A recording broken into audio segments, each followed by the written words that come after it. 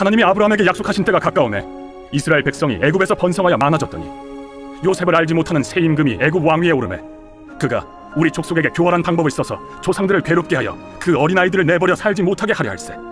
그때 모세가 났는데 하나님 보시기에 아름다운지라.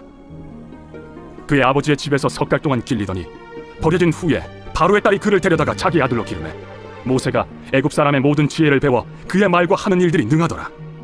나이가 40이 되매 그 형제 이스라엘 자손을 돌볼 생각이 나더니 한 사람이 원통한 일 당함을 보고 보호하여 압제받는 자를 위하여 원수를 갚아 애굽 사람을 쳐 죽이니라.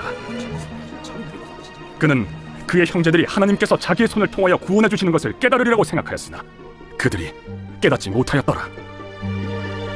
이튿날 이스라엘 사람끼리 싸울 때 모세가 와서 화해시키려 하여 이르되 너희는 형제인데 어찌 서로 해치느냐 하니 그 동물을 해치는 사람이 모세를 밀어뜨려 이르되 누가 너를 관리와 재판장으로 우리 위에 세웠느냐?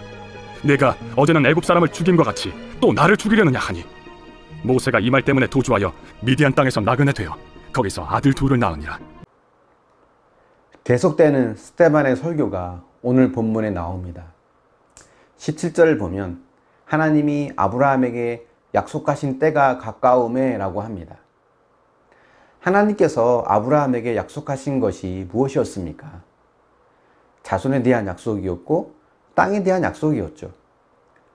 즉 이제 이 두 약속이 실제로 이루어지기 시작했다는 것을 의미합니다. 또 17절에서 이스라엘 백성이 애굽에서 번성하여 많아졌다라고 하는 걸 보면 두 약속 중에서 자손에 대한 약속은 이루어져 가고 있다는 것을 알 수 있습니다. 그렇다면 이제 땅에 대한 약속이 이루어질 차례죠. 이스라엘 백성이 애굽의 어느 지역에서 살았습니까? 바로 고센 땅입니다. 애굽의 총리였던 요셉이 목축하기 좋은 고센 지역에 정착하도록 한 것입니다. 이 고센 땅을 떠나서 아브라함이 처음 정착했던 가나안 땅을 차지해야 땅에 대한 약속이 이루어지는 것입니다. 그런데 문제는 고센 땅을 떠날 상황이 전혀 되지 않고 있다는 겁니다.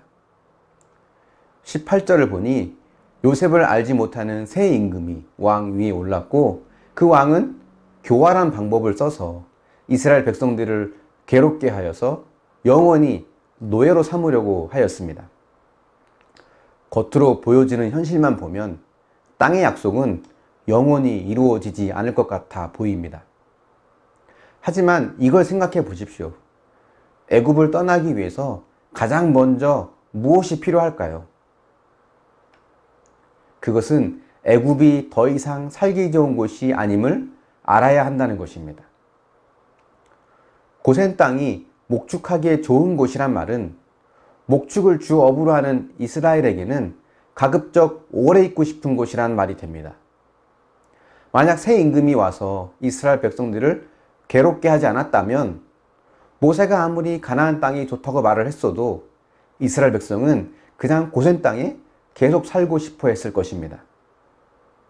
그래서 우리가 알아야 할 것은 이겁니다.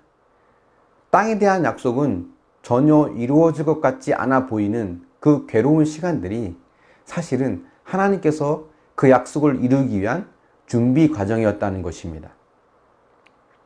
모세가 태어날 당시는 어땠습니까? 남자로 태어난 아기들은 모두 나일강에 던져져야 하는 상황이었죠.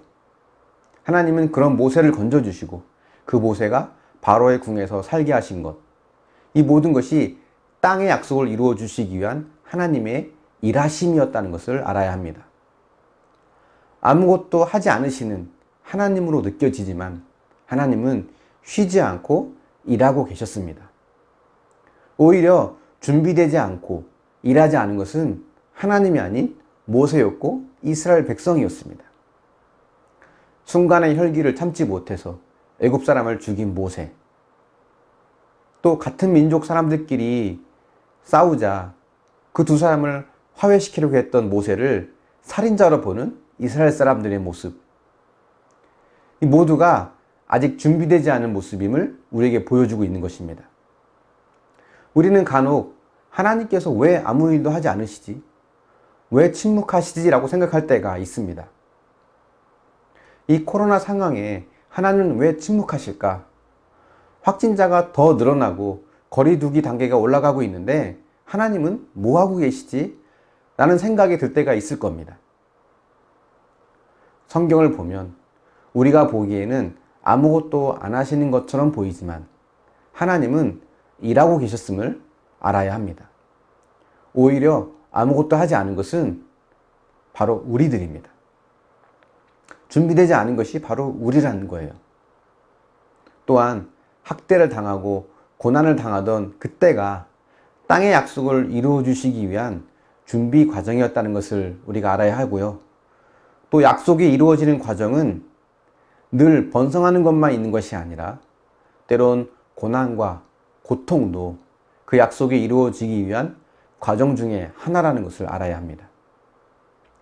그래서 고난이 축복이란 말이 나오는 것 같습니다. 물론 고난 자체가 축복이라는 것은 아닙니다. 하지만 고난 속에서도 하나님은 신실하게 약속을 이루어 가시는 분이고 우리는 그 고난을 통해서 하나님의 신실함을 누릴 준비가 되어지는 것입니다. 여러분이 느끼는 하나님이 침묵하시는 때는 언제입니까?